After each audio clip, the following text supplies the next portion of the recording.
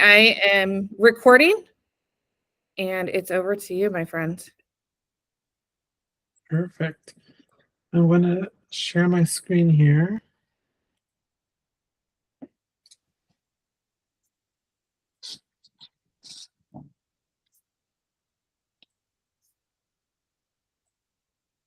Alrighty, so can we all see that okay?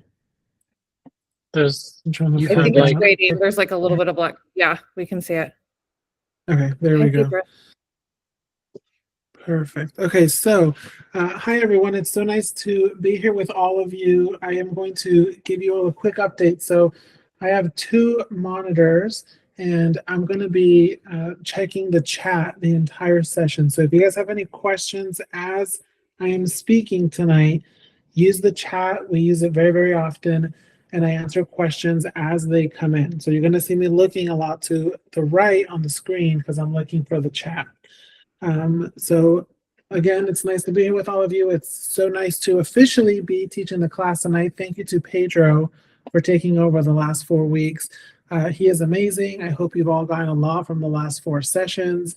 And then today and next week, you'll have both Pedro and I in class as we finish out the content.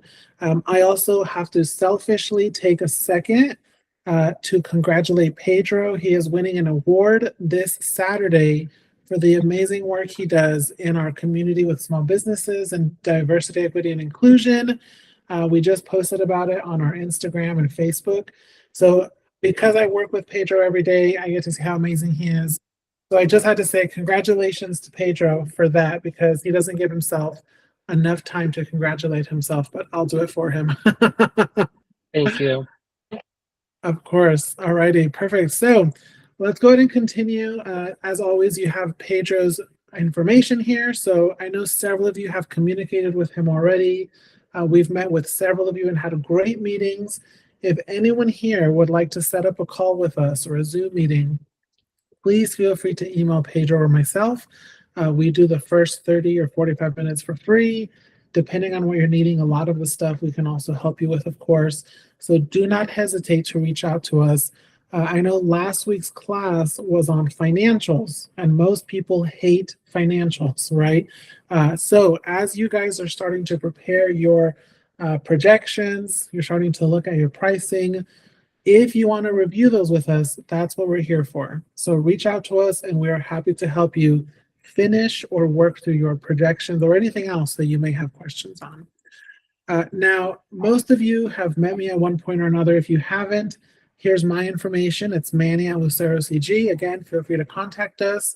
I work with Pedro at Lucero Consulting Group. So most of you have heard about us now, but we do provide hundreds of different services. So I specialize in the small business and nonprofit consulting.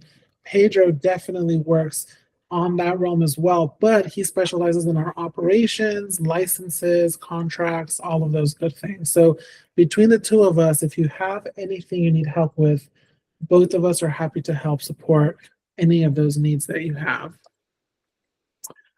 All right, folks, so let's look at where we are. Tonight, we are going to be doing class 5. So I'm going to be talking to you tonight about access to capital, which means how do we get money for our business? Not through sales, right? We're going to talk about loans and grants and contracts and all of those different things today. And then I'm also going to touch on HR or human resources. So getting you guys ready for hiring employees, contractors, interns, all of that fun stuff. Some of you are ready to do that. Some of you will be ready soon. And some of you may never want to hire an employee, but you should at least know some of those different elements so that when that time comes, you are ready for those conversations. All right, now, before we do that, I want to make a couple quick announcements. We had some great announcements already, but what other positive moments do we have since last week? I've seen some new LLCs. We met with a couple of you. Feel free to unmute yourself and share any positive moments that you've had. Not all at once, though. Calm down. I'm in school, and I got news that a scholarship I had will be continuing for my next semester, which is a blessing because I have tapped out on FAFSA financial aid grants. That's amazing. Jessica, congratulations. Love that. Thank you. Amazing. Amazing. I had a meeting today with a woman that just like loves the program that we offer, and she does consulting for like 7 or 8 different treatment centers, and she put me in group chats with all of the owners of these treatment centers. Just like it's like I went from like 0 to 8 like really hot leads with these people that she has a lot of Wow. influence with. So I guess just like inspiration to say that like like clients could be around any corner, you know. It's like I have these 8 amazing connections now that I'm getting to follow up with just after one meeting. That's incredible. Congratulations, Blake. That's amazing. What else? Anyone else? I think I see Joanna was kind of ready to say something. Just the fabulous hair, Joanna. That's okay. Love it. Awesome. Perfect. If anyone else has anything, feel free to let us know, either unmuting yourself or in the chat. But let's go ahead and continue. I think we have Jason maybe just joined. Okay, perfect. Okay, a quick minute to ask if there are any questions from any of the last sessions that you've had with Pedro. Again, I know that you guys have covered quite a bit, so we're happy to do one-on-one sessions, but any questions for the time being? I think I saw Joanna's hand go up. You did. So I had a question in regards to scholarships. So I hope Okay. that's what we're covering now. And there's no stupid questions. Okay, here we go. So obviously I'm going to spend the majority of my money with your consulting firm. On the other hand, because of like what I want to do and be able to, you know, be out in public and stuff like that, I wanted to know, am I able to take part of this $1,500 and apply that towards like clothing since I have none? Is that a thing? That's a great question. I'll let Karen talk about that more. Yeah. Yeah, and we can, Joanna, even talk about this offline too. I would much rather see you spend it on something specifically for your business, and I would rather work with you with other organizations like Dress for Success or something like that, and just get you close. Like, yeah, I gained a bunch of weight with the Valley Fever, and now like so none of my clothes fit me. Yeah. And the weight's not going to come right back off because I'm 47, and that's okay. Girl, I understand. I'm okay being chubby, but I just like need clothes to make the chubby look good. Like, yeah, I got you. Yeah, like you don't need to be spending money on that. Like, spend it on something else, and then I'll work with you. There we go. Yeah. Okay, you got me the Cabbage Patch. We're good, Karen. We're good. Don't even worry about it. Yeah. So yeah, that's amazing. Yeah. Thank you. That's amazing, Karen. Yeah. Yeah, there's multiple nonprofits that do free clothing. So Karen definitely has resources. I have a few resources. So yeah, Joanna, definitely there's a ton of free clothing out there. To your point, if one of the things, and I'm going to talk about scholarships here in a second, there are branded business t-shirts, for example, right? That's marketing for your business. So to your point of clothing for everybody, that is something you can get, you know, because it's marketing, it's for your business. But for general clothing, yeah, Karen is totally right. There's free clothing through nonprofits, through organizations. I would say get that, take advantage of that, and use the money for your business. Yeah, love that. I think I saw Jesse. Anybody on the call, if they need help with anything like that, whether you're male or female, just get with me and I'll help you. Love that. Thank you, Karen. Okay, let's see. I think I saw Jesse's hand up, but maybe not. I'll give you a second or so. My hand was up. Okay, perfect. Yeah, go ahead. Hello, everybody. I had a question. Pedro spoke on S Corps and B Corps and C Corps, and he made a comment that depending on the revenue you're earning, it might not be advantageous to structure your business as one or the other versus an LLC. But I know someone who's dealing with, tax time, we're just getting over in actually did their taxes a little bit late because they were surprised by how much self-employment tax that because they have their own business. And Yeah. they talked to someone at H&R Block and they were telling them something about, changing to an S corp. And it was like almost immediately after, maybe the next day after we had our session, and Pedro spoke on that. So I was like, well, I don't know. I don't know if that was Yeah. specifically for the C corp or the S corp as well. And then I also know there's a B corp too. But yeah, that's what I wanted to kind of ask about.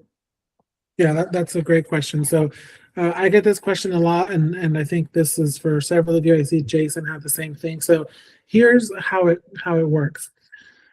For most of you, and I would say for 99% of businesses we work with, an LLC does everything you need it to.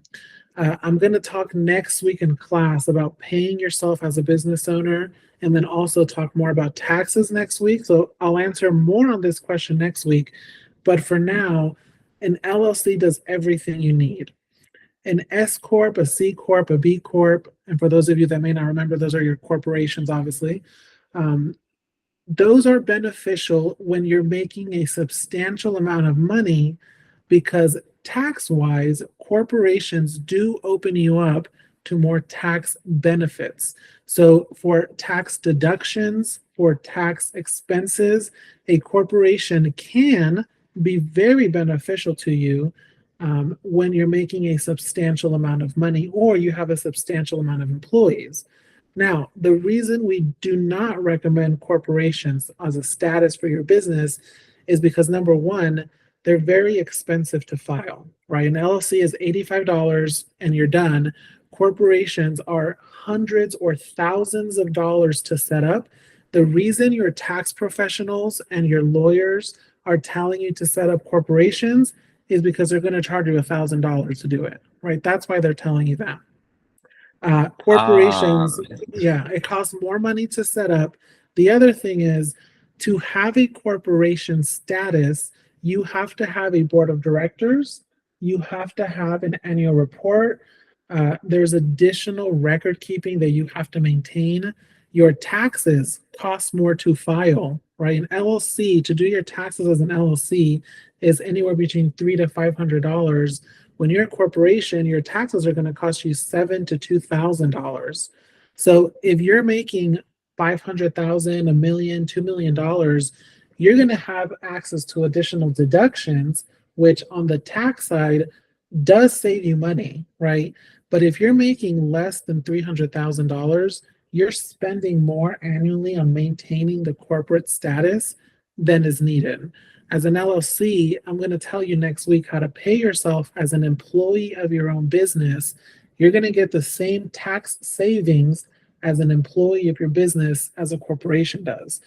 S Corps also sometimes do double taxes on the employment side because of the corporate status. So all of that to say, is a corporation a good idea? It depends on how big you are. Do I recommend it? No, I do not. For most of you, an LLC is going to do everything you need. I have my LLC for 5 years now. We make a good amount of money. I have never needed to switch to a corporation, and I do not recommend it. Now, again, that is my opinion. That is my advice as a consultant. When you talk to your tax professionals, your lawyers, if they're recommending it, remember, they're going to charge you a lot of money to file it, right? So ask them what benefits you're getting. If the benefits are positive for you, that is your decision to make as a business owner. But again, your LLC will do everything you need it to. Really good question, Jesse. I hope that answered your question. And if anyone else has questions, okay, awesome, good. I'm glad. Thank you. Thank you. I'm 5 minutes in and I already talked a lot, so strap in, everybody. We're going to have a really fun and busy class tonight. Any other questions before I continue? Let's see, Joanna was saying I didn't back that I had not filed for 12 years and did all of those for free. That's amazing, Joanna. That's a great resource. Thank you. All right, so I'm not seeing any other questions. Let's talk scholarships. So before I continue, I want to make it clear that the Go program team, so Hannah, Emma, Kayla, they manage the scholarships. Pedro and I, through Lucero Consulting, we have nothing to do with the scholarships. We have no say over who gets them. So as a preface, right, we are happy to help you with the applications, but everything is run through the GO program. The reason I say that is if you guys have questions about the scholarship, I would love to help you, but those are going to go to the GO program team. So remember that if, once you're applying, once you're submitting everything, those are going to the GO program. Now, as you guys are applying for those scholarships, you're going to have to submit either invoices or examples of pricing for what you're requesting. So I want to tell everybody here, right? Let's say, for example, that you're going to be getting a PO box for a mailing address for your business. You can go to the website for the PO box, get a final price on that, and before you actually purchase it, take a screenshot of the screen and you can use that as your invoice. If you're going to get printing, for example, you can request a quote from a printer and use that quote as your screenshot for the application. So as you guys are starting to apply for these, if you have questions, again, let us know. I'm going to show you on the next screen a few examples. But as you're working through that, remember that you do have to have an actual quote or invoice for each of the things you're going to be purchasing with the scholarship. I think that's all I handed, but I don't see who it was from. If there's any questions, go ahead.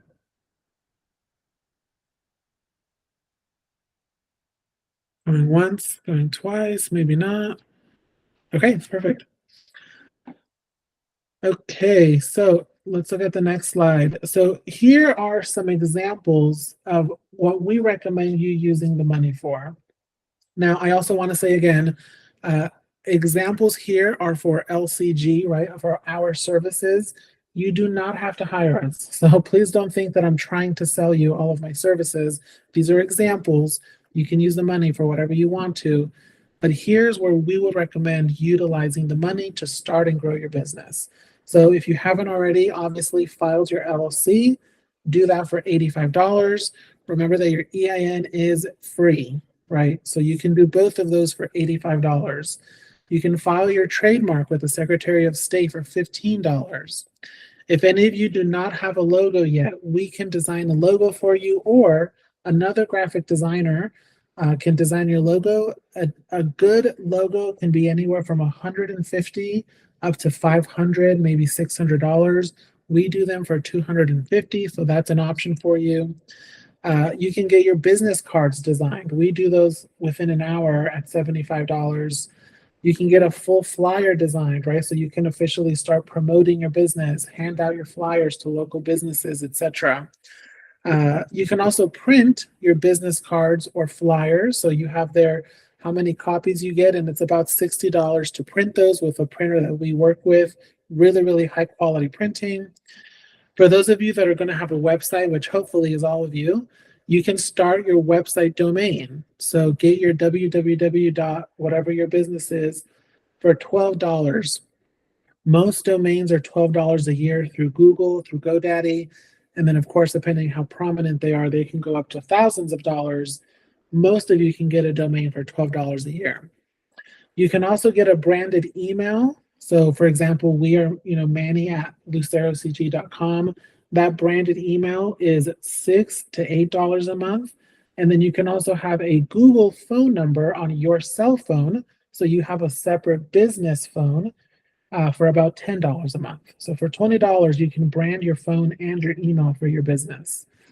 For those of you here, all of you are going to want to get business insurance, which I will talk about business insurance next week in class. But you can also use a scholarship to get your business insurance for the first 3, 6, or 12 months. Business insurance is about $50 to $150 a month, depending on your industry. Now, some of you, right, depending on your businesses, may need a new laptop. That may be something, right? Like if you're going to be doing graphic design, a laptop is going to be very important for you. Laptops can range for $500 to $1,300 for a good laptop. If that's what you're looking for, that's a great investment for the scholarship. And then these next items, again, these are all LCG services. You can look to other people that do these things, but these are pretty average prices. We do a 4-hour consulting bundle for new businesses. So it's about $400 for those first 4 sessions. If some of you want to get a fully written business plan, we do that again in about 4 hours. And then a full strategic marketing plan. So for you guys that are now, you have your pricing ready, you have your product or service ready, and you want to get some marketing strategy, we can also do that for about $700. So obviously all of these things together are more than $1,500, but you can kind of pick and choose, right, as what are you ready for? What makes the most sense for your business? If you'd like to chat with us for those first 30 minutes for free, we can help guide you on what makes the most sense. Something that I didn't include on here, for example, is getting a website done. Websites are anywhere from $1,500 to $10,000 or $15,000. So for some of you, if you're ready to get a website done, we can figure out how to prepare you for that and then figure out how to use the scholarship for that purpose. So a lot of information here, but this is something to get you thinking, right, of where you can put the money to use to grow your business. Let's see, Amanda does websites. So there you go, Amanda. Put your pricing or put your email and hopefully people reach out to you. That would be a great use of the scholarship money, absolutely. Jesse, I'm curious, how many business cards are that price? Oh yeah, you see it now, yeah. So for business cards, it's about 250 copies. You can also, at Staples, they usually do about 100 copies for $20. They're not as good quality, but if you just want more copies of it, Staples can usually do 300 copies for about $50 to $60. Good question, though. All right, folks, any other questions on this page? Okay, perfect. Again, if you have questions, just let us know. All right, so let's go ahead then and continue. We're going to start with, oh, Jesse, did you have a question? Go ahead. Yeah, sorry, I was gonna quick on the draw. Oh, yeah. So what about a company vehicle? Okay, great question. If somebody here is going to purchase a company vehicle, that's something that we will ask Emma and Hannah. I'm assuming, yes, you can use the $1,500 for like a down payment, for example. I'm going to talk next week about getting a company vehicle, how the expenses work, how the insurance works. So that is all going to get covered next week. But if you are purchasing a vehicle, you can talk to Emma and Hannah about the expense side of that for the scholarship. Something, for example, like getting a car wrap, right? Putting your logo and stuff on the car, that definitely is covered through the scholarship. Getting the car, we would have to have an invoice or some sort of pricing. So I will ask Emma and Hannah about that and let you guys know next week in class. I can just really quickly speak about it. Yeah. The short answer is yes. We've had Manny, you probably remember last year, sorry. We had somebody purchase a trailer. Oh, perfect. Yeah. So it's just you wouldn't, it's receipts. So it would be difficult if you were doing a down payment. I agree with Manny, we'd have to get some sort of clarification, but it's based on receipt. If you're buying like a car for $2,000 and $1,500 of it came from the scholarship, then yes. But yeah, it's just based on receipt. You would have to put up the money and then you would probably get reimbursed, is what I'm thinking. Yeah, that's what I'm thinking too. Yeah. Yeah, great question. Okay. I'm glad Thank you, Manny. Thank you, Karen. Yeah, thank you. All right, so let's continue then. We're going to talk about managing your business, hiring, HR. So again, I'm going to tell you all as a reminder, I'm about to go through a lot of information.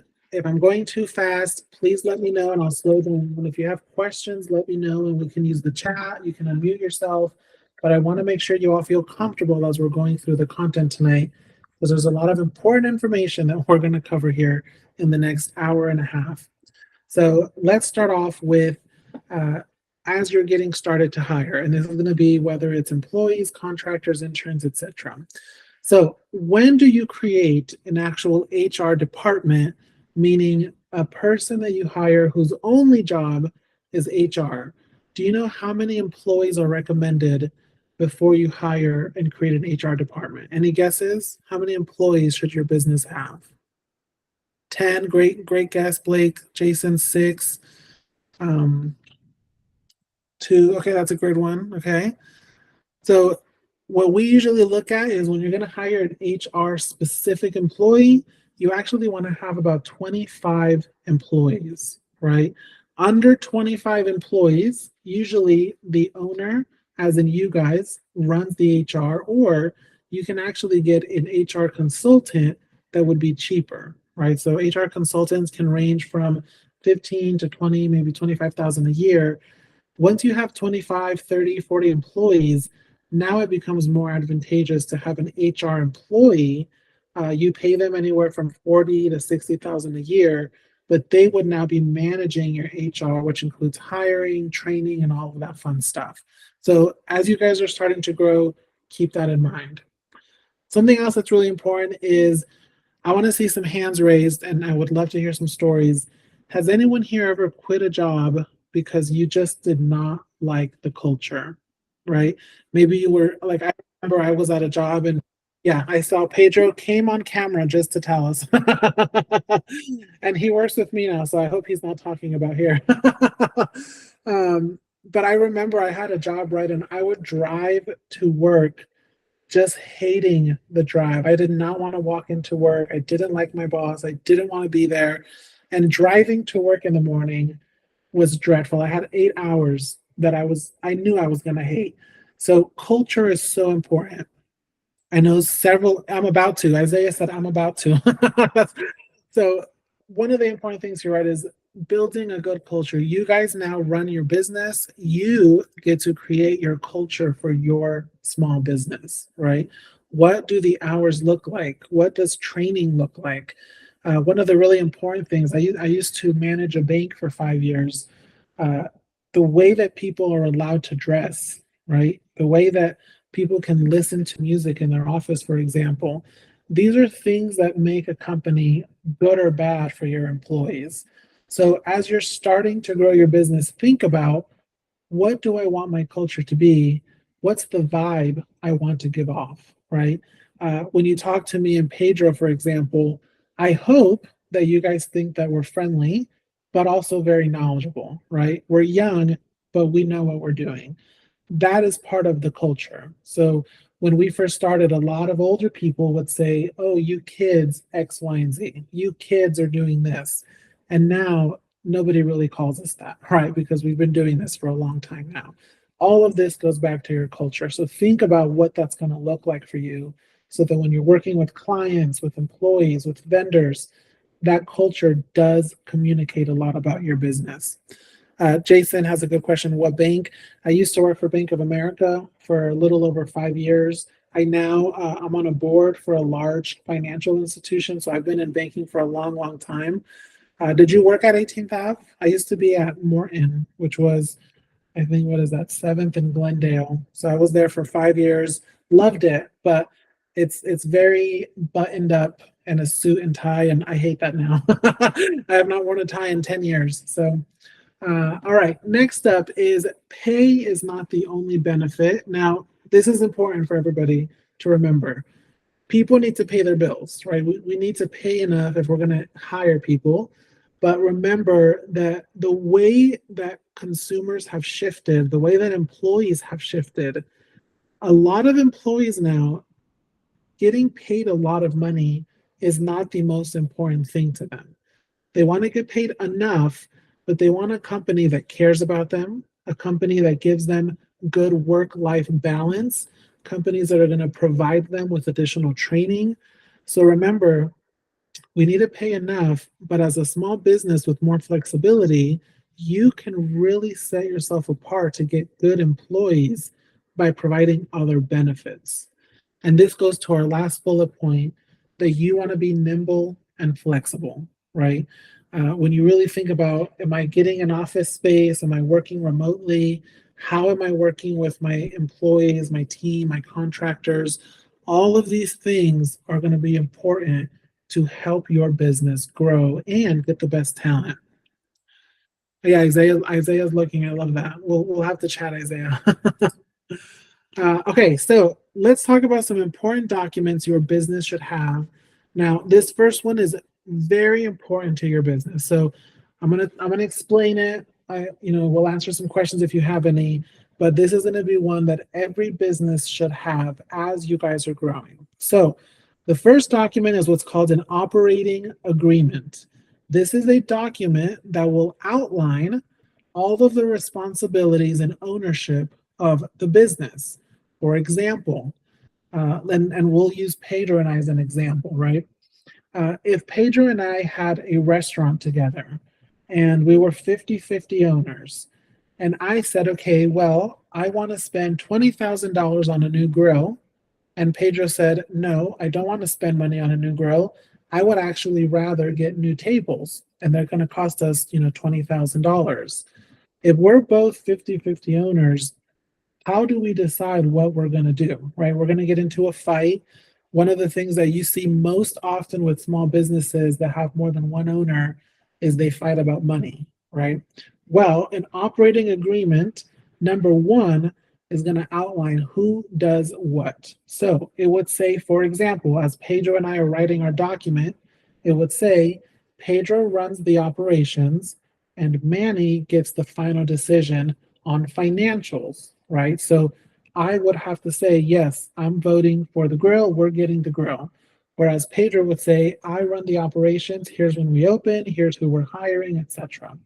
So for those of you here, if you have more than one owner, you want to explain who's responsible for what.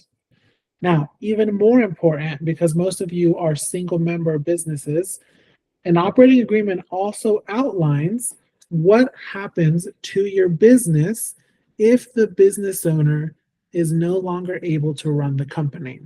So I hope this doesn't happen to anyone, but if you pass away, if you get sick, if you have to travel, for example, if you have to go visit your family, if your business has to close for any reason, what happens to your company?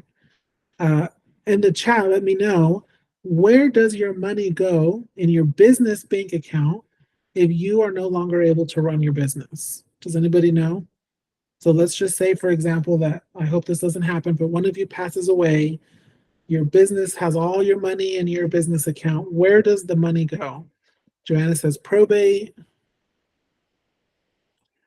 So yes, it essentially goes to the state of Arizona, right? They essentially take your money, and it's either the bank keeps it because they have your account. They're going to try to contact somebody, but really nobody owns your business other than you. So if they don't have somebody to give the money to, either the bank or the state takes ownership. You don't want that, right? So what do? Your operating agreement is going to list a beneficiary. So for example, let's look at me and Pedro again. If I own my business and something were to happen, my operating agreement would say, Pedro is not the owner of the business, but he's the beneficiary.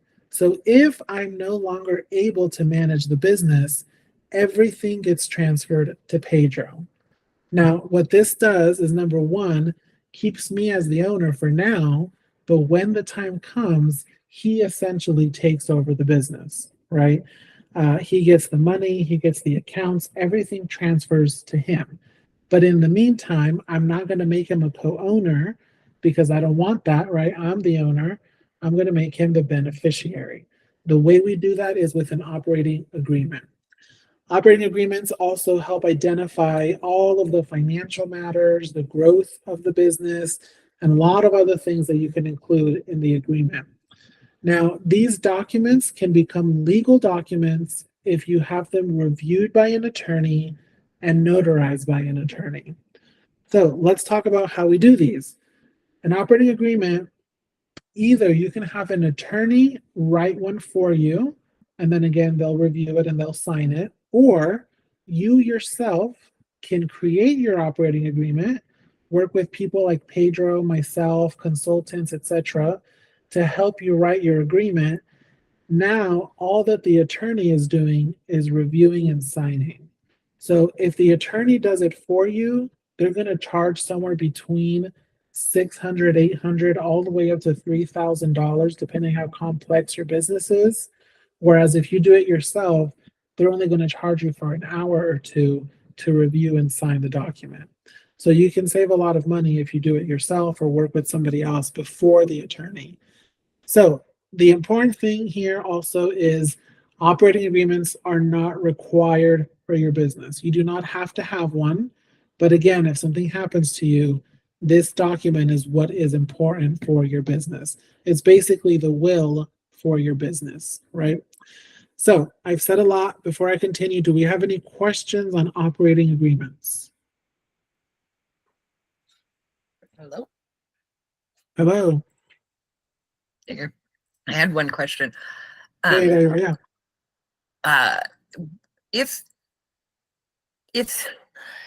If you're transferring this, like, then they become the owner. Do they also incur that debt then, the business's debt? That's a great question. That would depend on the type of loan that you received. So we'll talk about that in the next portion of the class. More often than not, yes, right? They're taking ownership of the business, which includes any debt, but it depends on the type of loan you received. So the answer is not 100% yes. It's more than likely yes, but there's a couple of caveats to that. So good question, Joanna. For the most part, yes, they would assume that as well. Any other questions? Okay, perfect. Either I explained it really well or you guys hate operating agreements. Perfect. Thank you, Jesse. All right, next up is, as we're talking about, right, hiring at some point, again, some of you are ready now, some of you maybe in a year, you want to start thinking about your employee handbooks, your policies and procedures. So these are really important as you're starting to bring on more people into your business, right? If you're starting to think about, I'm going to have somebody come in and work with me, what can and can't they do for your business? If they're representing you, what are they able to do to help represent you? So again, these documents are important and something that you will want to have ready before you hire an employee. And then lastly is a communications plan. So this includes your internal and external communications. And the example I always give here is, if somebody leaves you a really bad Google review or a really bad Yelp review, what's the worst thing that you can do? Respond in the moment when you're angry, right? It's like they say, don't go shopping at the grocery store when you're hungry. Bad things happen. So you want to have a communications plan, and Jason has a perfect one, right? Have 24 hours, but have a communications plan written up of how you respond to things. Another example that I always give to people, Pedro and I get asked every once in a while by large companies and the media to recommend small businesses for interviews, right? So for example, ABC 15, Telemundo, Univision is a Spanish network. They'll ask me, hey, we want to interview a small business in this industry. Can you recommend somebody? If I said, hey, we want to tell Jason to come and do an interview, and I call Jason and say, are you ready for an interview tomorrow on ABC 15? And he says, what am I going to say? You're not ready, right? You want to have a communications plan ready. How do you promote your business? What events do you have coming up? All of these things are part of your marketing plan and are super important to have so that you're always ready for anything that can come in. And Jason obviously is ready for an interview. I love that. Perfect. I'm ready. I love that. So those are the sorts of things, right? As you guys are starting to grow your business, keep these types of documents in mind, start working through these so that you're ready for anything that comes up. Any questions or comments before I continue? Ready for his close up. Don't tell me, Jason, because I will get something ready for you. Isaiah, go ahead. I think you raised your hand. Go ahead.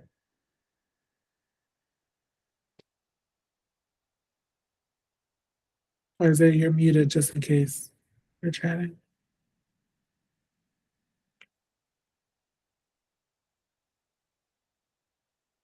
Isaiah, did you have a question? Just in case. I'll give you a second. Wrong button. Okay, got it.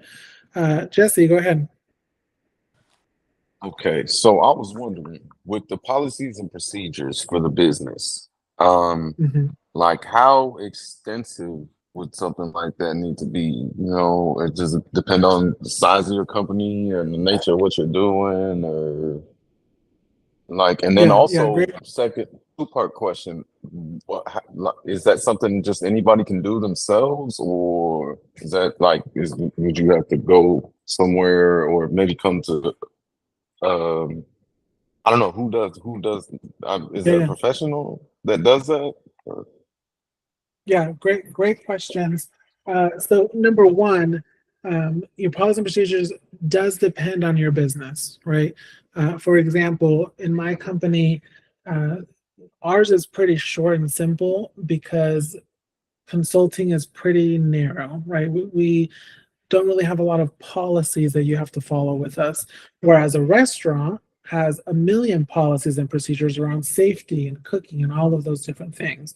So it really does depend on your business, how many employees you're going to have. So the length definitely is going to be different for each of you. Now, who writes them? There are a ton of HR consultants that will help you write these policies. There's consultants that can help you. There's lawyers that can help you. Now, I'm going to talk next week about the legal aspect of running a business, but here's a perfect example. If I'll tell you a quick story. Does everybody remember Abercrombie and Fitch? They were a very large brand, and for some of you, you may remember in the 90s, they had the shirtless models in front of the store, right? Does anybody remember that? So they became really famous in a bad way because they would hire employees based on their looks, right? Which we all know is illegal. So they would fire people, they would hire people based on how they looked. Now, that is illegal to do as a company. However, there is one law that made it okay for them. If you call your employees models, right? So if you're a model, your job description is to look a certain way. So when you worked at Abercrombie and Fitch, you were not an employee, you were not an associate, a sales team member, you were a model. And because of that, legally, they were able to fire and hire based on looks, right? So that is something that almost anybody else would get a lawsuit from.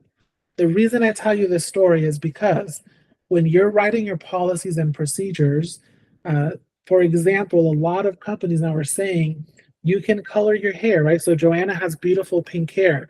That's totally fine. I, as a company, can say that my employees have to look professional to interact with clients. But what does professional mean? I don't want Joanna to sue me, so I want to make sure my policies and procedures are written with a consultant or an attorney having reviewed them, right? If I just say that you're not allowed to wear pink hair, you can potentially sue me, right? Because I can't tell you what color your hair has to be. If I say that you have to have a professional demeanor, etc., that now is a gray area. So it's a long answer, Jesse, but to your point, you want to have an attorney either write them or review them with you, or have an HR professional or HR consultant draft these up with you. Good questions, though. Let's see. Loophole, Jason. Yeah, there's always a loophole, and these big companies know how to do it, and they did for many years. All righty. Any other questions, comments? Nobody name your employees models because that's not allowed anymore. That law went away, so do not do that. All righty, perfect. So as you guys are going to be thinking of hiring, a couple of important notes here. Number one, you have to, in the United States, have equitable hiring. And what I mean by this is if any of you are going to hire, you have to have the equality statement in your hiring documents, your job description. So that's the statement, right, that says, we do not discriminate based on gender, race, etc., etc., etc. You have to include that paragraph for equitable hiring so that you do not get sued. So if you're going to start doing that, make sure you have that prepared and included in your job descriptions and hiring documents. Another important thing is using effective platforms. So what I mean by this is if I'm looking for a marketing director, I'm going to use something like LinkedIn, right? If I'm looking for a cook for my restaurant, I can use something like Facebook Jobs or Indeed. These platforms all attract different employees, different jobs. So spend your money and time where it makes the most sense and use the platforms that are going to be most effective. Next up is to outline and be transparent about what the job is, right? Back in the day, most of you probably remember this. There was that famous line in the job description that said other duties as assigned. Does anybody remember that? And what did that mean, right? You are a business consultant, Manny, but you may have to clean the bathroom on the weekend. Absolutely not, right? We don't do other duties as assigned. So more than ever after COVID, employees want transparency. So yes, some things may come up, but your job description should be as thorough and transparent as possible. Okay, the next thing, which is really important, and we're going to talk about this a little bit more next week, is understanding your costs for hiring. Now, let's just use an example. If one of you said, let's say that Blake says, I'm going to hire an assistant and pay her $40,000, right? Well, Blake is not spending $40,000, right? That's the salary. There are a lot of other expenses that come with having an employee. So on top of your salary for an employee, you want to add anywhere between 17 to 20% additional for your expenses for having that employee. Those expenses include things like payroll, any benefits that you're going to offer, your taxes for that employee, and a lot of other things I'll cover next week. So again, if you think, right, I'm making good money, I have 40,000 that I can use to hire somebody, it's not going to cost you 40, it's going to cost you more like 48,000 as a business, right? So keep that in mind. I'm in office space. Okay, next up is to grow gradually. And what I mean by this is I used to have a client who had 3 assistants, and we started helping her with some marketing efforts, and we never got to talk to her. It was always talking through her assistants. They were always emailing back and forth. Well, when I started to work more with her and I was going through her financials, she was using multiple credit cards to pay for her employees. She did not have money. The company was not making a lot of money, but she loved saying, talk to my assistant, right? That does not make sense, right? Do not get yourself in debt just to look like Beyonce that you have 3 assistants. We're not there yet. So grow gradually, grow as it makes sense for your business. And then lastly, and really important, listen to your team. As you guys start hiring employees, contractors, interns, etc., remember what we talked about with culture, right? If they're telling you something is not working, you don't have to change it. It's your business, but you should at least listen to what they're saying. You're building a good culture. You want to include your team, so make sure you're taking their feedback into consideration. All right, any questions before I continue? Okay, perfect. So let's get to the fun slide as we're going to start hiring. Let's look at the difference between contractors and employees. So if anyone is not familiar, a contractor is somebody that you will hire usually for a project or a short period of time. So you can think of a contractor, for example, like a landscaper, right? They're coming in, they're doing a job, and then they leave.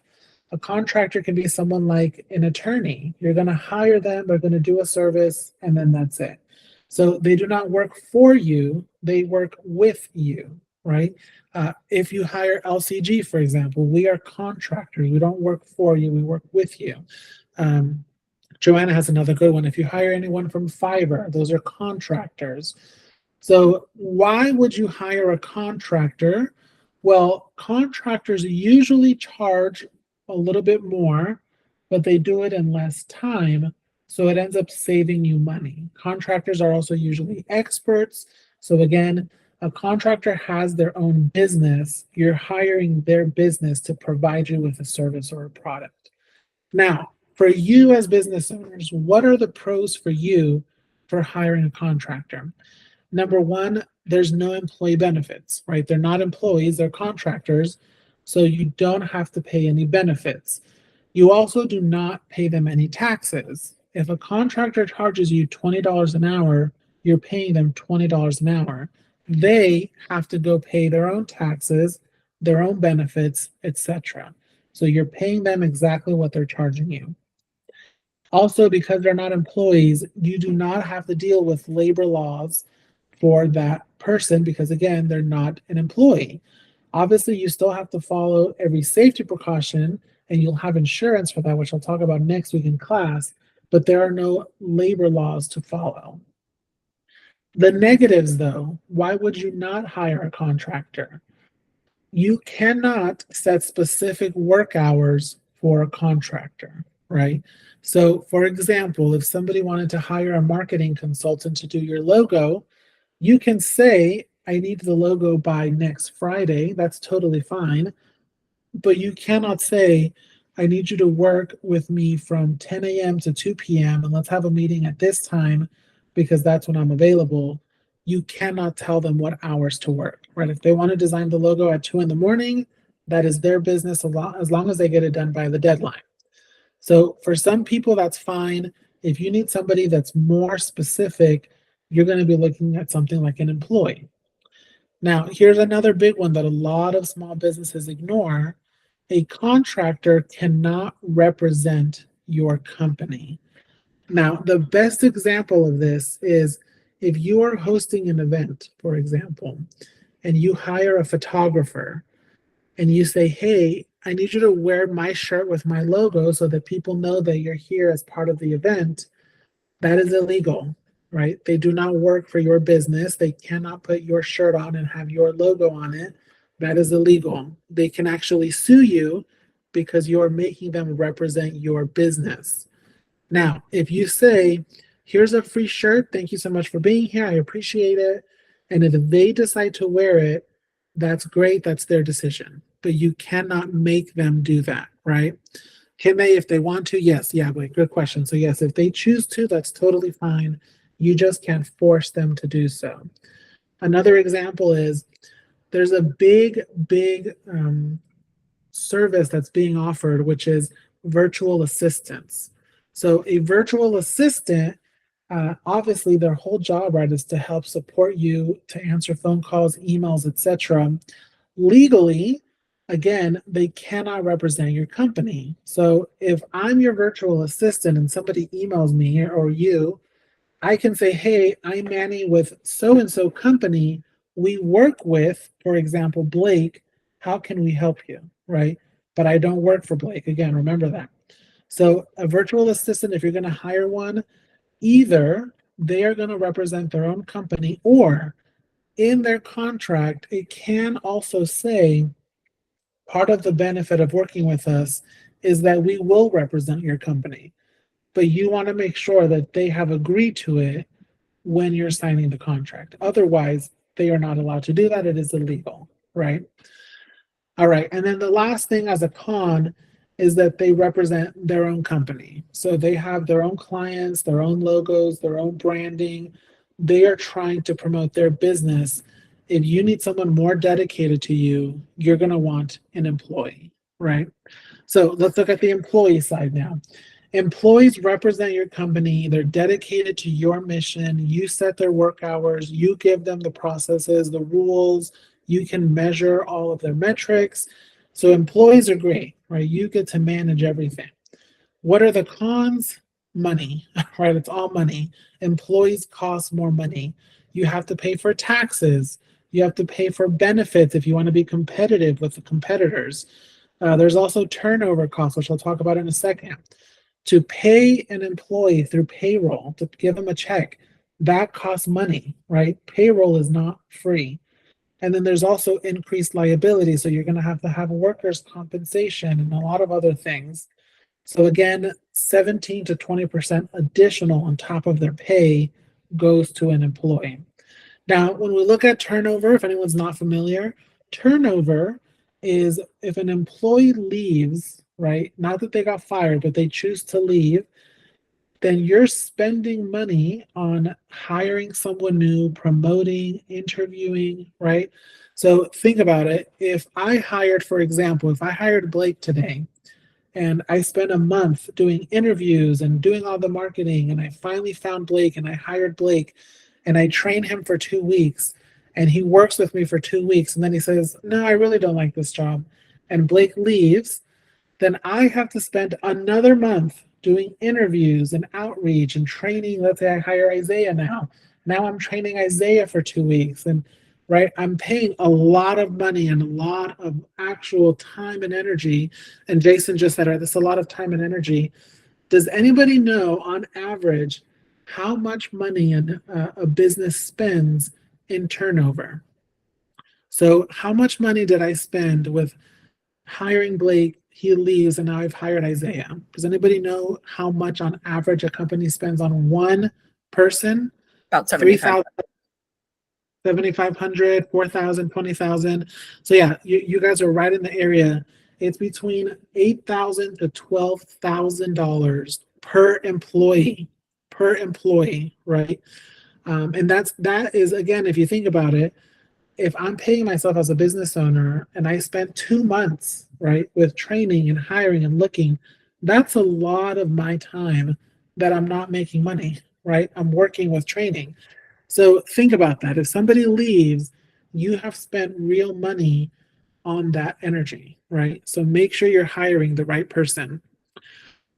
Yeah, perfect. It takes you away from what you actually need to do. Exactly. So employees are amazing. I love employees, but it's a big commitment. You have to be ready for it, right? Now, it's not on this slide, but if anyone here is interested in interns, interns are amazing. Most interns are either what we all think of as free, or there's been a big shift now where a lot of nonprofits, government agencies will give your small business a free intern, and they are paying the intern, right? So you get a free intern and they're getting paid by the nonprofit or the government, etc. So that's amazing. Interns are fantastic. They work for you, they help support you. There is a really important rule though. If you're going to have an intern, you have to provide them by the law with what is called significant training, right? Significant training. Now, what does significant mean? That is a legal term that basically means it has to matter enough to the intern. So they have to have training that's going to, for example, help them get another job, right? Help them learn a new skill, help them understand what their next job is going to be. If they have significant training, then you're accomplishing your job as an intern employer. If there's not significant training, then you can start to get into some legal issues if the intern decides to start a problem, right? One of the biggest things that lawyers now deal with is employment law, right? A lot of contractors are suing because they're being treated like employees. A lot of employees are suing because of overtime issues.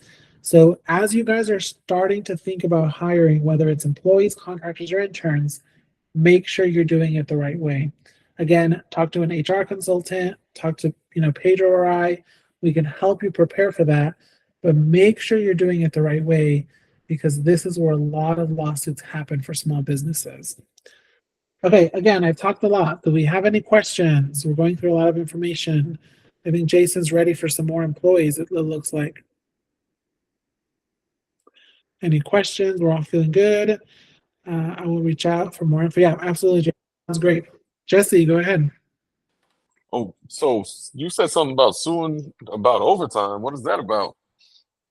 Yeah, so there's actually been quite a few lawsuits in the last couple of months, because a lot of employees now, there's a new policy, a new law that's going into effect, where depending on the type of employee you are, whether it's salaried or hourly, depending on the industry that you are in, you are actually no longer allowed, depending on how much money you make, to be a salaried overtime employee.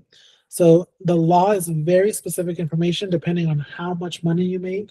For example, if you are an administrative assistant making less, I believe, than $50,000, you are not allowed legally now to work more than, I think it was 50 or 48 hours a week.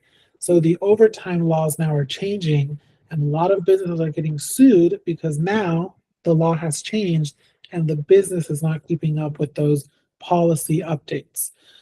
So there's examples like that, right, where a lot of small businesses now are getting hit with lawsuits because they make an employee salary thinking that they can work 70 hours a week, and now those rules have changed.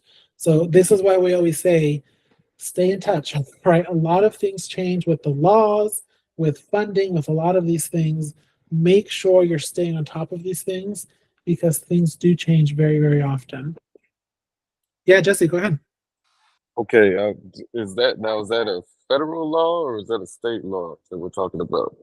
Yeah, that was federal, but then it's now going into states to see if they're making any changes at the state level. So this is why we say, right, investing some money in an HR consultant or a business consultant goes a long way, because there's things like that where for a lot of us, we don't think it'll ever happen to us, but you never know. You never know who you're hiring. Yeah, good questions, Jesse. Anyone else? Okay, perfect. All right, folks. So we're going to shift gears now into access to capital or getting business funding. So again, if we're going too fast or you have questions, please let us know. That's what we're here for. I will also preface this. We're going to talk about getting access to loans and grants and everything. But I will tell you, as individuals with a background, right? I'm sure you all have heard or have seen firsthand, getting access to funding is definitely more challenging for you. Now, the great news is we have access to resources to make that easier, right? There are lenders that will give you money if you apply. So we're going to talk about this topic for about 40 minutes. Again, if you have questions, that's what we're here for. But if anyone here is seriously considering getting a loan or looking for grants, I'm going to show you how to prepare for that. And please, please, please know that there are lenders that will give you money. Part of our job, Pedro and I, is to help connect you with those lenders that are going to make it possible for you. So as we're talking today, remember that it's never no, it's not right now, right? We will find somebody that can do it. Jason, go ahead. So I just wanted to say something because I know a lot of people are probably feeling this way too. Like, and I'm glad that you said that, Manny. Like, fear of rejection, like, it's real. I've dealt with it in other areas of my life, and you know, and I don't want to speak on behalf of other people, but I just wanted to say, you know, it's okay to feel that way.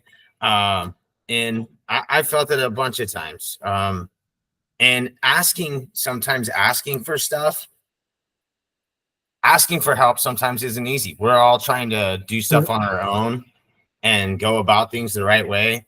And if you need something, sometimes the best thing to do is just to ask. So I'm going to try and take my own advice on this one because I do have some big goals for this upcoming season. And I got a lot of shit to do. And I've always been so timid and like, oh, I don't want to ask for this. I don't want to do that. And I'm just like, you know what? Fuck it, let's roll. I'm going to do it. And I think all of us should try to take that approach, not necessarily the fuck it part, but like, you know what I mean? Like, I know I come off as, you know, hey, I'm all right. I got this and whatnot, but I've seriously have felt that. And I just wanted to let everybody know that that's real. You know what I mean? So, you know, I'm so happy you shared that. Thank you. It's very real. I had a client last year who I had to take her to 4 different banks before she got approved, right? She had a very bad credit score from a divorce. And sometimes that's demeaning and demoralizing, bro. And it's like, It is, yeah. sometimes it's like, look, I don't want to be kicked in the nuts anymore. Like, I'm good. Yeah. Well, you know what? Here's the good thing, though. That's what Pedro and I do, right? We talk to the bankers and find you the best lender. So that's why we always say, stay in touch with us, because that's what we do. They can say no to me, and then I find somebody that will say yes. So that's the beauty of programs like ASBA and the Go program and all these things, is the reminder again that you guys are not alone, right? That's why Karen is here. That's why Pedro and I are here, because that's what we do every day. So for everybody here, remember that sometimes you're going to hear no, but there are people that are going to help you find someone that says yes. So that's the beautiful thing. It took us 4 banks. I finally found someone. She got a great loan from them, and she's still, right? She is still working with that bank to this day. So it's very possible. You just have to find the right people to help you.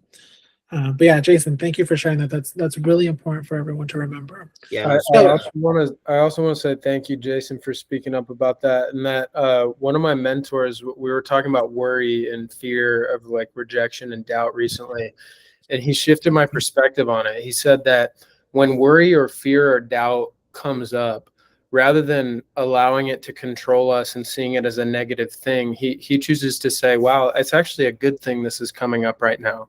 Because if worry or fear or doubt comes up, now I can deal with it. Whereas if it's beneath the surface, it can unconsciously control the way that we're operating in the world, and we don't even realize it.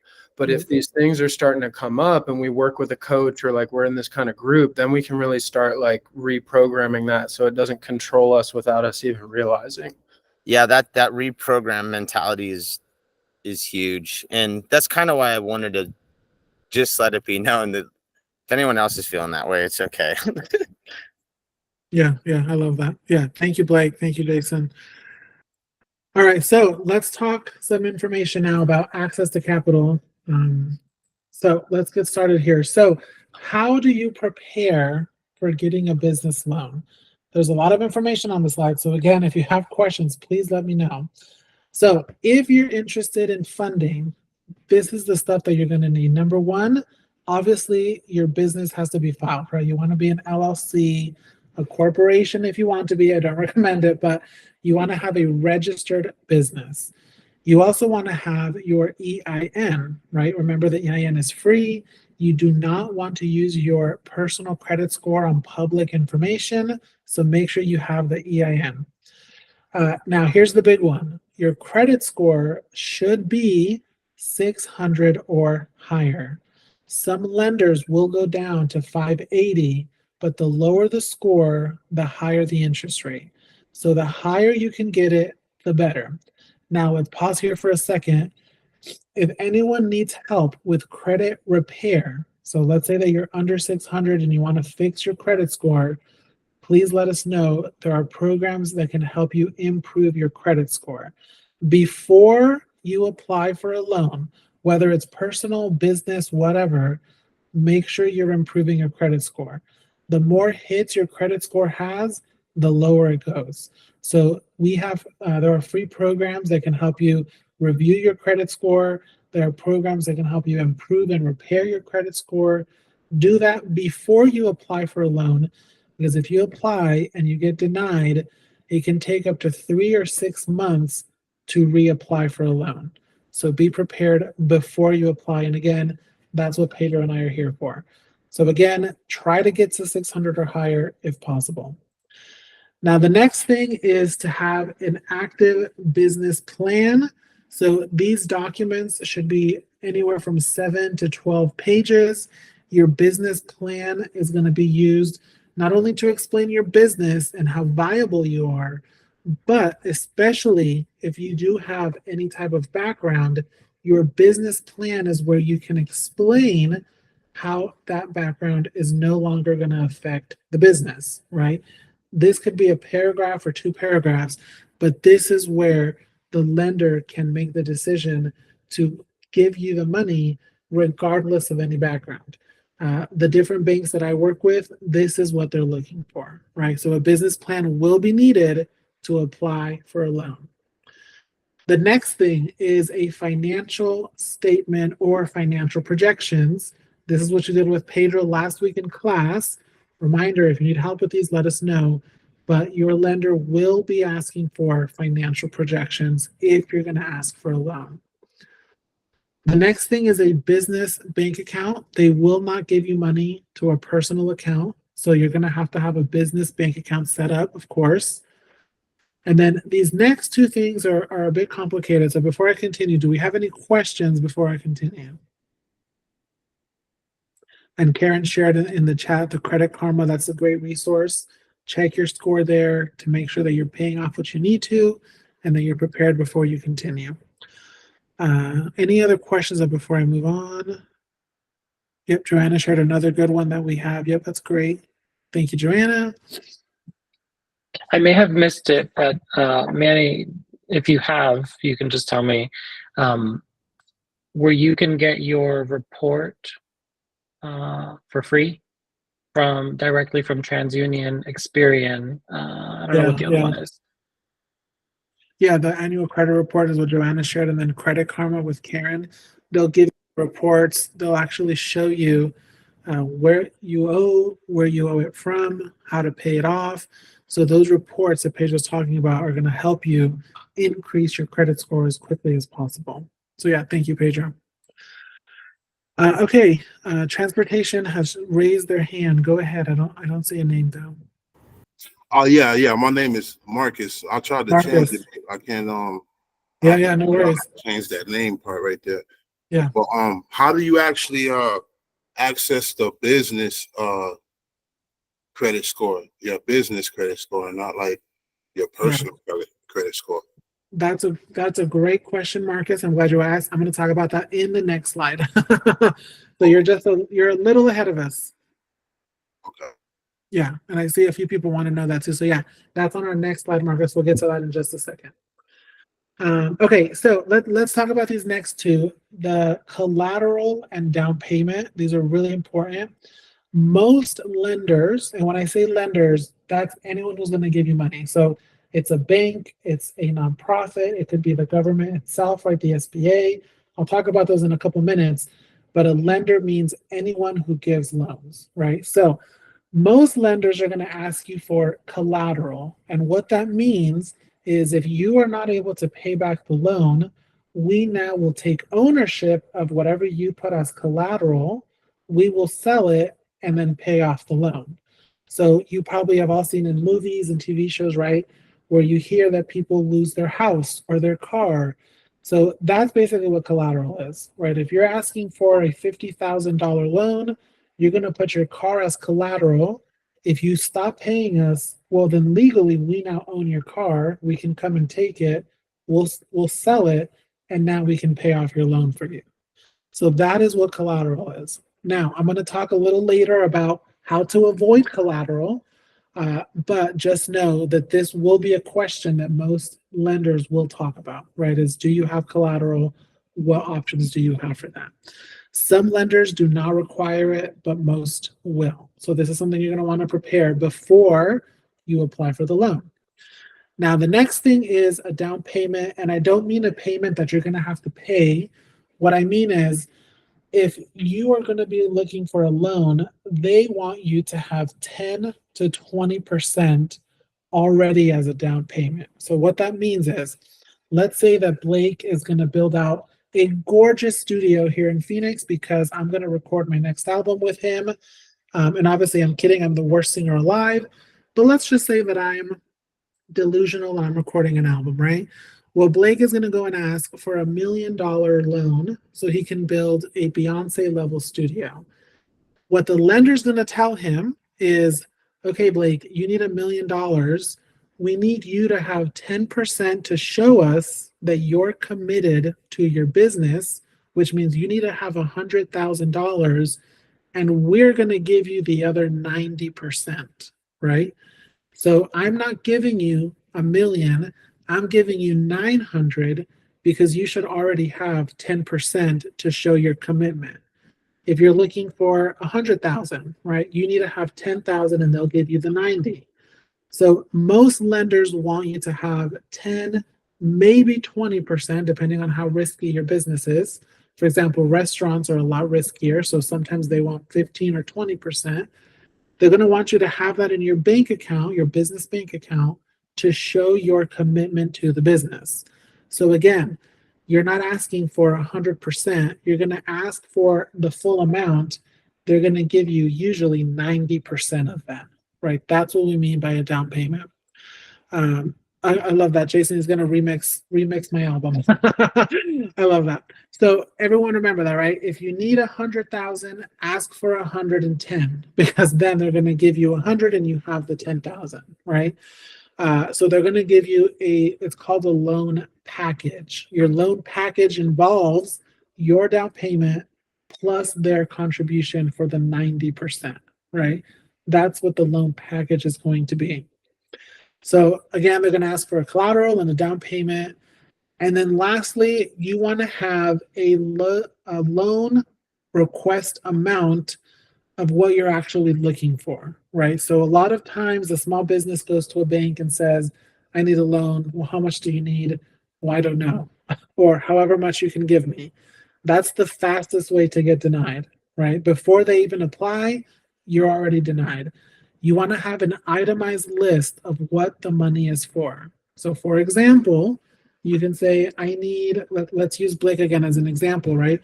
I need $1 million because I need to spend 400,000 on, fixing up the office, fixing up the studio. I need another 200,000 for marketing, 100,000 for my salary, 50,000 for equipment. All of those things in a list is what's going to be used during your loan process so that they can help get you approved. So never say, however much you can approve me for, or I don't know. You need to have a list ready before your application. Any questions on this slide? There's more information coming, but any questions? Okay, perfect. Let's continue then. So next step, as you guys are starting to look for lending, remember that you are also interviewing them, right? They want to give you money because they want to charge you interest. They want to give you a loan. It just has to make sense. So for you, what are you looking for? Number one is the interest rate. Does anybody know the average business loan interest rate in the US? Any guesses? I'm dying to hear this. I love it. Yeah, I love it. Joanna says 7. Anybody else? 8. Yeah, 8. 8.5. 8%, 12%. Yeah, so Jason, you're right on. The average interest rate for a business loan is 8.6%. So they can go up to 11, 12%. So yeah, Blake, you were right on there also. If you are anywhere between 8 and 12, it's a pretty standard loan, right? Obviously, the lower the interest, the better, but 8 to 12 is pretty standard. If anyone is higher than 12%, run away, right? They are overcharging you. You can find a better loan somewhere else. Now, I want to take a quick second here to talk about predatory loans, if anyone's familiar. So for a lot of you, now that you own a business, you're going to start getting emails from Square and PayPal and Chime and all of these digital offers that are going to tell you, you're going to start getting these emails. And Jason, you probably get these all the time. You've been pre-approved for $40,000 with Square, right? You've been pre-approved for $60,000 with PayPal. Now, those loans are real, right?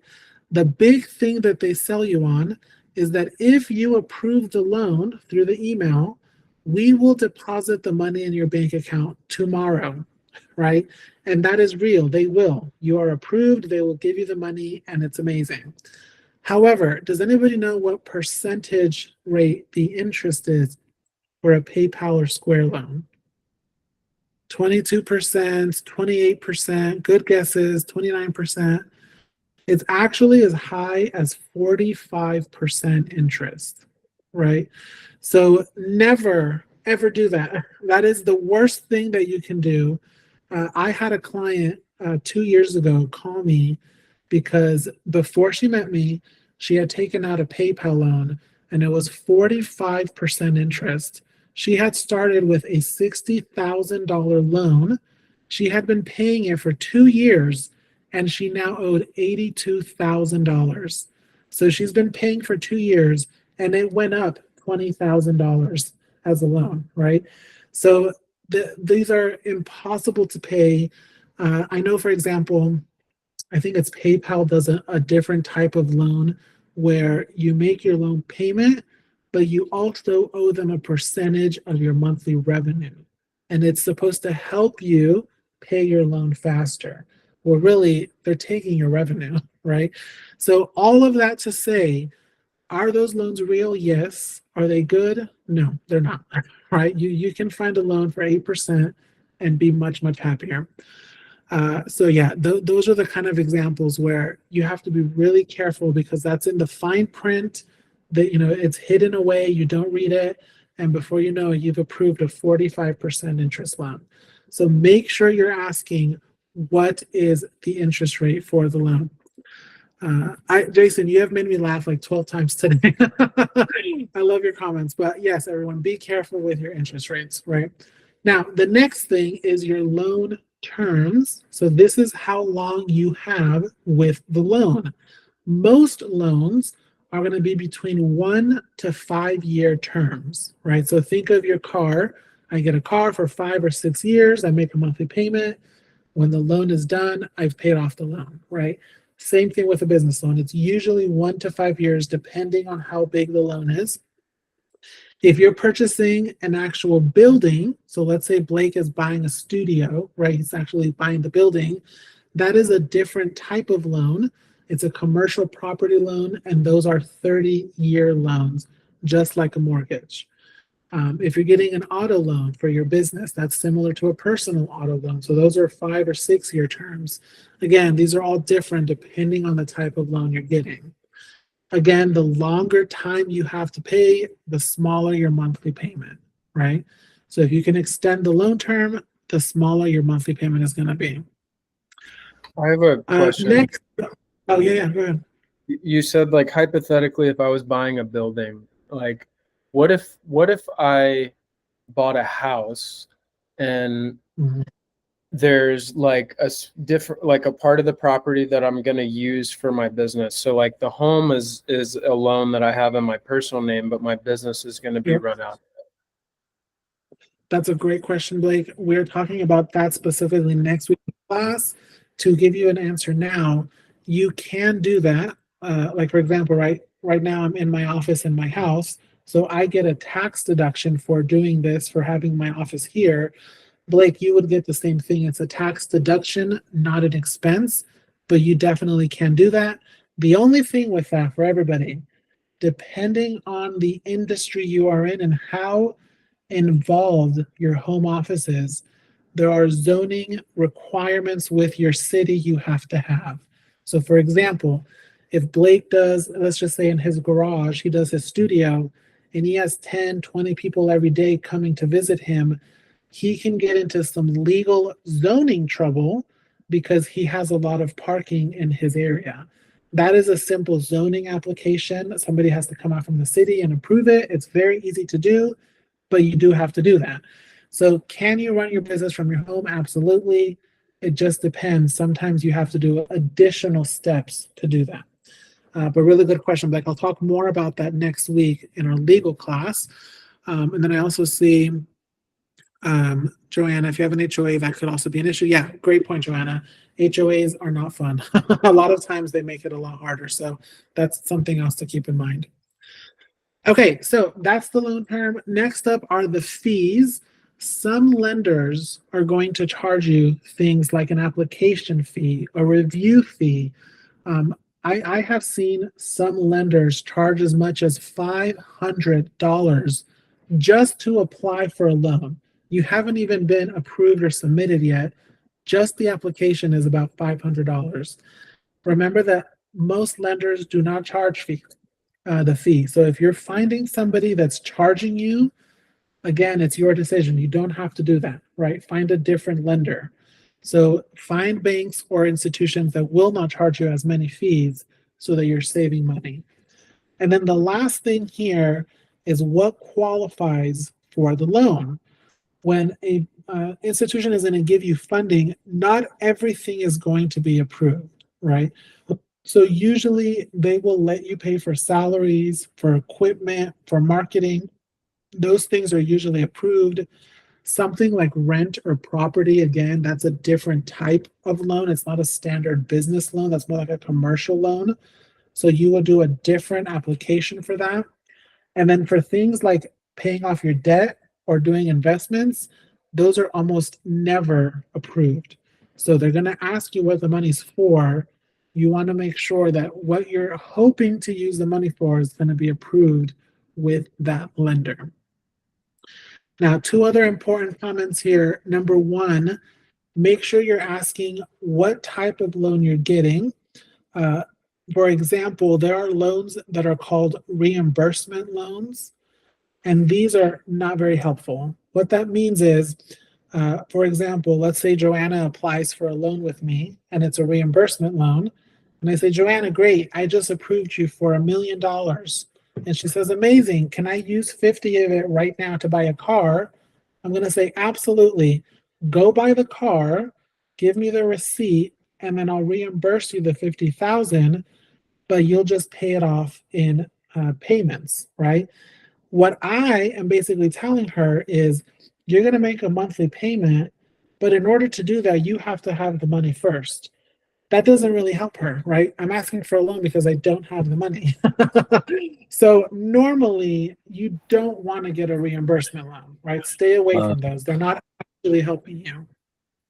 Dude, last Do you year, have Manny, I had my bank account, my business bank account for like already a year, or I don't know, 2 years or something. And I needed a loan. I needed to get a credit card or a loan for like $6,000 to get the piece of equipment that I went to Nashville to go to purchase. And I was getting ready to sign up for all of this for ASBA last cohort. And I told him the thing cost like $3,500, and I needed 6 because I needed to do other stuff. And he was like, well, let's just see what we can do, and we can ask for 6. And then he came back and he told me they didn't even give me the opportunity to deny it because I didn't want 3. I had 3. You know what I mean? If I needed, it wasn't what I needed. Long story short, they basically said, here's the card, you can use it. They banked me up to 6 shortly thereafter, but by then I had already started owing them money. You know what I mean? Exactly. So not owing them money, but it didn't. Yeah, it didn't help you how you needed it. Yeah, but now they bumped me back up to 16 though, which is good. Okay, yeah, that's great. And that's the thing, right? Remember, they want to give you guys money because that's how they make money. They charge you interest. They want to give you the money.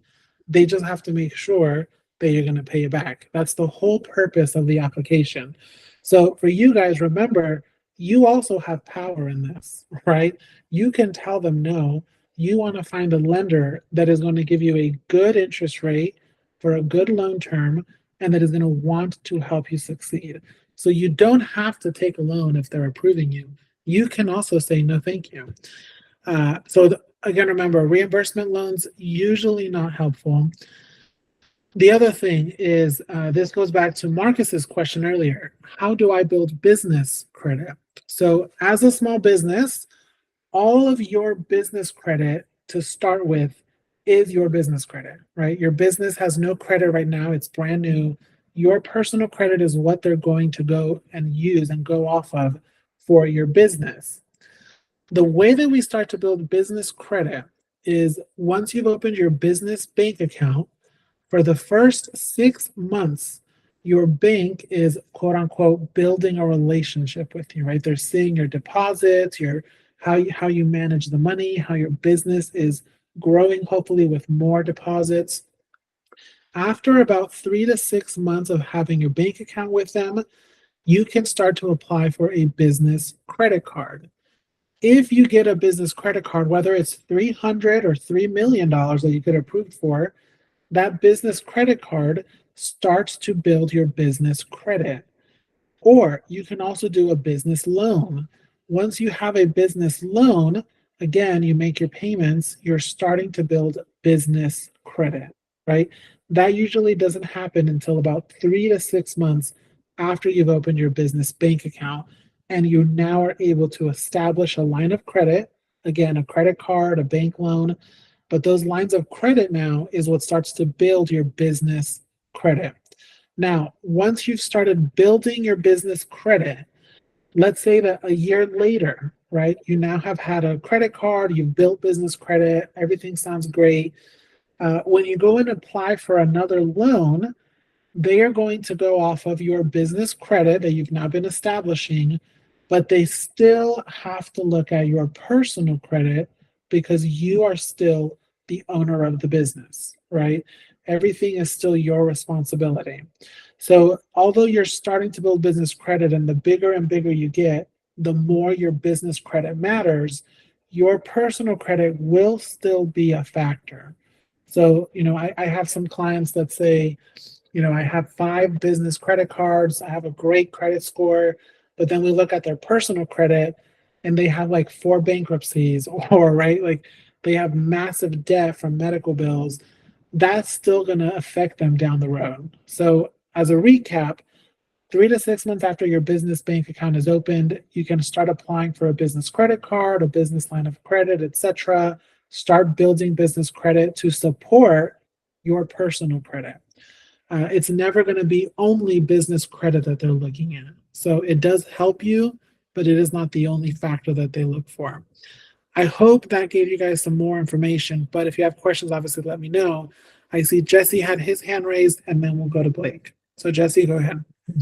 Real quick, I wanted to ask about like a business credit card versus getting a business line of credit. Like if you had any insight or recommendations as to how to go about that. Amazing question. I was going to talk about that later, but yes, that's a great question. A business credit card is going to charge you anywhere between 18 to 26% interest. So do not use your business credit card if you can't pay it off every month, right? If you need it, it should be there as a backup. But business credit cards have 18 to 26% interest, whereas a business loan, again, is 8.5%. So a business loan is actually better than a business credit card. But to get a business loan, you have to have everything I've been talking about ready.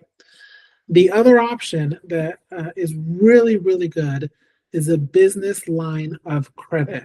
So if anyone here is familiar with HELOCs, right, a home equity line of credit, a business line of credit works the same. When you get approved for a business line of credit, let's say that your bank approves you for $50,000, you basically can use the money as you need it. So let's say I get approved for $50,000, but I only want to use $5,000 right now. I pull out my $5,000. My payment now for my loan is only on the $5,000, not the $50,000, right? I'm only paying what I use, like a credit card. So a business line of credit combines a traditional loan and a credit card, right? I use what I want, I pay it off, I can go and use more or less. So business lines of credit are the best option out of all of this. So I was going to say that later, but here we are now, right? I recommend business lines of credit. They are usually between 9 and 15% interest rates, depending on your industry. So the riskier the business, the higher the interest rate. The business line of credit for a restaurant, for example, is about 14 or 15%, whereas people like me who just talk all day, I'm going to be more at 7%, right? I'm not really that risky. I talk and then that's it. So it depends on your industry, but lines of credit are the best option for you. Most lines of credit are going to be based off of your revenue from the previous year or your projections. So again, we're going to keep talking about it. Projections are very important, right? But of all the options, your line of credit is the best option that you can have. Great question, Jesse. Blake, I think you were next.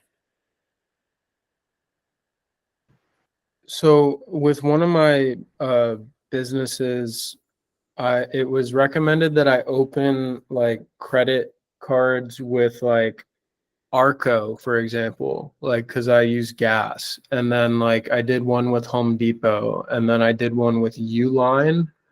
And these like I did it with like 4 different groups. And then I bought things that I would have otherwise normally needed, and then I would pay it off every month. And I did that for about 6 months or so. And then I haven't used the business or any of the cards. Like I closed the cards, but apparently that was supposed to help me build credit. But I don't even know like how to check my credit for the business. So it's, the LLC is still active. Yeah. I haven't used any of it in years, in like 2 years. That's a good question. So, number one for everybody, we're going to talk about this next week in class. And Blake, I'm gonna use you as an example, if that's okay. I don't know what Blake spent the money on. So for everybody, this is an example. I'm not actually saying Blake did this. It's really important to remember that when you file business taxes, if you get audited someday, I hope you never do, they're going to look at every single dollar you've spent. So as an example, I'm gonna say it again, this is not real. As an example, if Blake got a business credit card from Home Depot and he was using it to buy, for example, new shelving for his house personally, that would get him into trouble. So I'll talk about this next week. Whatever you're doing, if you're getting business expenses, make sure they're for the business. If they're personal, make sure they're personal. I just wanted to get that out there to begin with. To your point, Blake, yes, if you had those business lines of credit, right? They're credit cards, lines of credit, business loans, those are all types of credit. That is part of building your business credit. So if you had those and you paid them off, you were building business credit. As far as where do you check, you don't. We none of us can access a business credit score. That is something that your bank manages when they're deciding on lending for you. So that is an internal banking system for business credit. It is not like a personal credit score that we can just go and look one up, right? That is an internal thing that the lending institutions use. That's not something that we have ourselves. Gotcha. Thank you. Yeah, absolutely. Yeah. Yeah, it's more of a, right, like I've had credit cards, they're paid off. I have a business loan, I pay it off. It's an internal system. So that's a great question for everyone to know. You're not going to have an actual credit number that you're looking for. Great questions, everyone. Any other questions before I move on? Okay, let's go ahead and continue then. All right, so what are the funders looking for? When you apply for funding, they're looking for what is called the 5 C's of capital, the 5 C's of capital. So when they're giving lending, they're looking for character, credit, cash flow, capacity, and collateral. So character is your previous experience, right? Why are you the person to apply for the loan for this type of business? The example I always give, I had a guy 2 years ago that wanted a loan. He was in the military for 40 years, which is amazing, but he wanted to start a restaurant. Never worked in a restaurant, not even as a kid, doesn't know how to cook. When we asked him, why are you opening a restaurant? He just said, I think it'd be fun, right? That is not a good answer. You've never cooked, you don't know how to run a business for a restaurant, but you want us to give you $1 million loan for a restaurant. Not a good answer. So character means I have experience, right? Like for example, and I keep using him as an example, but Blake does music. He knows the industry, right? He's done it for years. He has experience. Jason has run his business for years now. He knows the industry. That is what character means. Do you understand how to run this type of business? The second is credit and condition. So obviously the credit score is what they're looking for, but then also how is the economy, right? Can we give you a loan and you pay it back basically? The next is cash flow, which basically is your projections, right? What is your money going to look like? Can you pay back the loan? The fourth one is capacity. Now, this is an important one.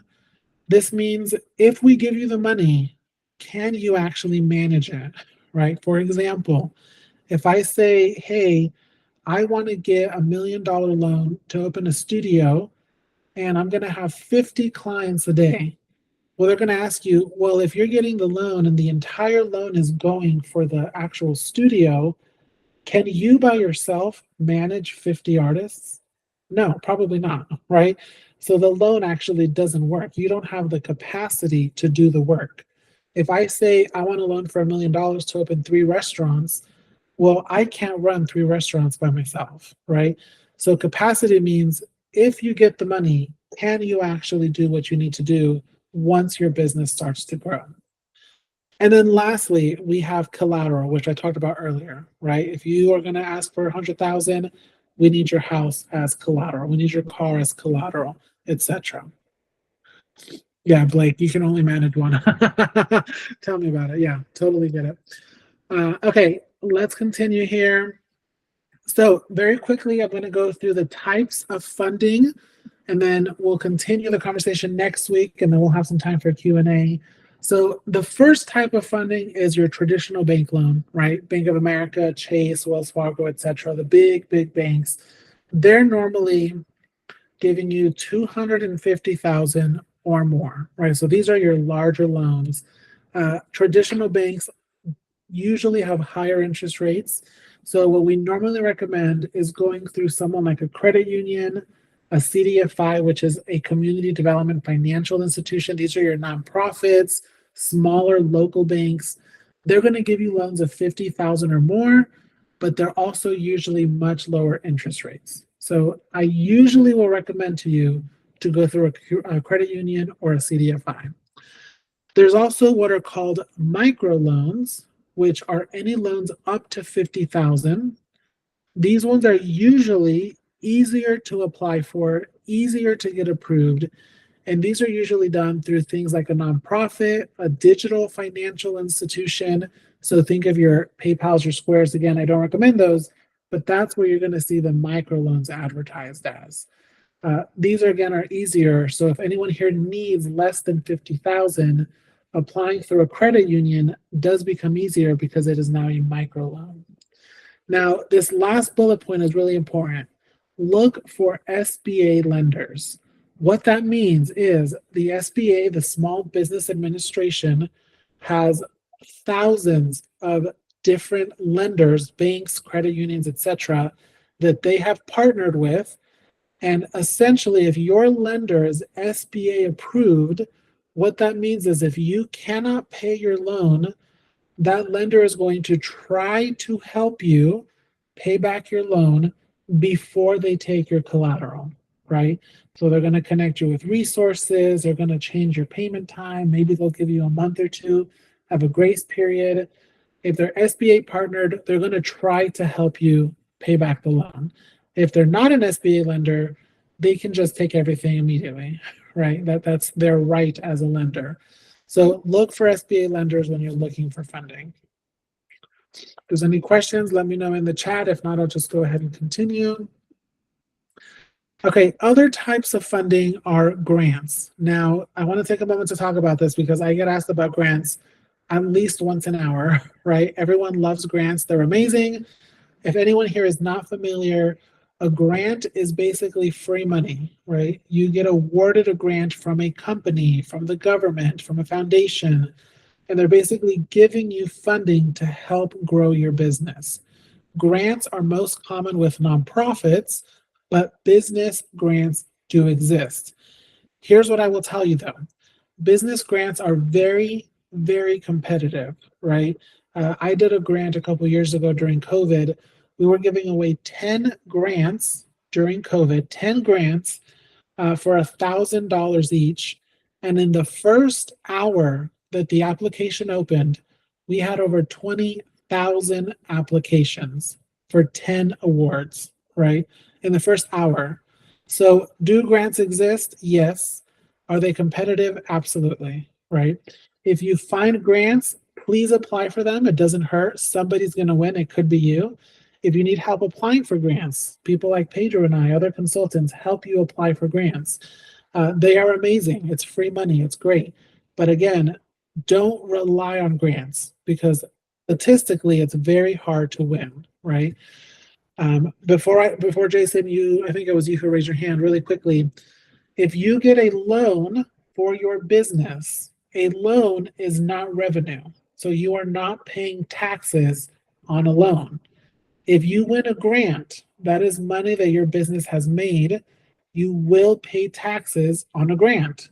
That is a big difference. So make sure you're aware of that when you're getting grants if you do win them. Somebody raised their hand, and I think it was you, Jason. I saw, I don't know if it was in an email from ASPA or Go Program or who, but there was something, Jobber had one of those grants, a $10,000 one. I just signed up for it. Yeah. So it's in one of the somewhere. Yeah, that's great. So yeah, the ASBA shares a ton of them. I know, for example, right now, there's a Verizon grant for $10,000. Somebody here in Phoenix just won the Verizon grant 2 months ago from a national application, though, right? So one person won from tens of thousands of applications. So again, I highly recommend you apply for them. Somebody's going to win. The thing I always tell people, though, is don't think that a grant is going to be your entire income, right? You still want to do sales. You still want to focus on selling your products or services. Grants are a cherry on top. Really, really important to remember that. The next thing is family and friends, right? If you're starting your business and you need money, family and friends are great. If they want to help you, that's great. But have an operating agreement, right? If your mom gives you $1,000, is it a loan? Is it a gift? Do you need to pay it back? Is there interest, right? Does she want $100 a month, or does she want it all next month? Those things may seem silly, but who fights the most over money? Family and friends, right? This is where fights happen. So if you're going to get a loan or any money from family and friends, make sure you identify if it's a gift, a loan, how you're paying it back. Don't get into a fight over money if you can have a conversation about what does this look like, right? Yeah, sign on the dotted line. I love that, Blake. Absolutely. Next up, this is one of my favorite bullet points. Your personal money, your personal savings. A lot of people who start a small business will put their entire savings, right, to start their business. Now, that sounds great, but here's what I'll tell you. If your business does not work, what do? You just spend all your money, right? This is an example where getting a small business loan can actually be an amazing resource for you. Get a small loan, make monthly payments, and save your savings account, right? If your business does not work, you still have your saving, you make your monthly payment, and it's a lot safer financially than saying, I don't want a loan, I'll just use all my money. That puts you in a lot harder position than taking advantage of a loan if you do it the right way. Super easy to do when you start from zero. Yeah, absolutely, Jason. Very true. Yeah. Another thing is angel investors and venture capitalists. So if anyone here is interested in getting investors, that is a very, very separate conversation. You need separate items for this, like a pitch deck. You need financial documents that are much further than just projections. So if you would like to get investors, let Pedro and I know. We can have that conversation with you. They would then become either part owners, or it is now an advanced type of a business loan as an investor. So again, this is a separate conversation we're happy to have, but know that that is an additional resource that you can use. Okay, and then the last thing here is crowdfunding. Now, we're running out of time. We're almost up at 7:30. So I'm going to save crowdfunding for next week. We're going to cover that quickly next week. So let me go through a couple of tips before we close out today. If you need funding, start the process now. And what I mean by that is get your documents ready, right? Do your financials, get your LLC, get all of the things you need now so that you're not waiting. Does anybody know how long the average loan application takes? If I applied for a loan today, when would I have the money in my bank account? Does anybody know the US average? 6 months. Blake, good guess. Anybody else? 6 weeks. Another good guess. A year. 60 days. Okay, you guys have some really good guesses. So the average loan, oh, Marcus is very, very hopeful. I wish that was true, Marcus. the average loan takes 4 to 6 months to get approved, right? 4 to 6 months. The reason it takes that long is because people do not have their documents ready, right? You go and apply, they ask for a business plan. You now have to go take a month to write your business plan. So start that now. If you have everything ready and you apply for a loan with everything prepared, then Marcus is correct. I work with lenders that can do it in 2, 3, maybe 4 days, but you have to have everything ready, right? Most businesses do not have everything ready. The next thing is to work on your credit score if you need to. So if you're under 600, I would say start there, right? Start to work on your credit score slowly, but try getting that as high as you can. Another really important thing, begin selling to build your financials. Now, this could literally mean to your mom, to your kids, right? Sell to whoever, but show that you are selling so that there is a demand for your business, right? I don't care who you're selling to, but have some sales. It doesn't have to be a lot, but when you go to apply for a loan, it's better to say, I've made 10 sales already. They don't need to know who it was to, than to say, I haven't made anything, right? Sell something to somebody. The next thing is determine how funding will help you. So again, this is your list, right? What is the money actually for? One of the things I come across a lot is people saying, I want a loan for 50,000. And I say, well, why do you want it? I just want to have money just in case. Well, no, you don't need that, right? Don't get into debt just in case. Let's figure out what it's for. A lot of times what you actually need to do is get more sales, right? And then you don't need a loan. Loans are great if you need them. Sometimes what you want to do is more marketing and better sales. And that's what you need for money. It's not always a loan. Sometimes, yes, not always. Yeah, more revenue. Absolutely, Joanna, exactly. And then lastly, if you don't have them ready, get a down payment and collateral ready. We talked about those earlier today. Okay, folks, I did a lot of talking today. We just finished our HR and access to capital class. We went through a lot of information. So I'll be on for another 5 minutes. If anyone has questions, feel free to email Pedro and I if you want to set up a one-on-one meeting. But we're going to cover next week in class some legal issues, some tax information, insurance information. So next week is going to kind of tie every class together and make sure you guys are really set up for success with your business. And then in class 7, we'll do a milestone session and a graduation. So with that, I am here for a couple more minutes. Pedro, did you have anything to add? Yes, really quick. I have gotten the emails from some of you guys. I will be responding. I have not forgotten about you, but I will be responding tonight. So you can expect an email coming from me, and then that way we can set some time up for those that have already emailed, just so you know. Awesome. Thank you, Pedro. And also,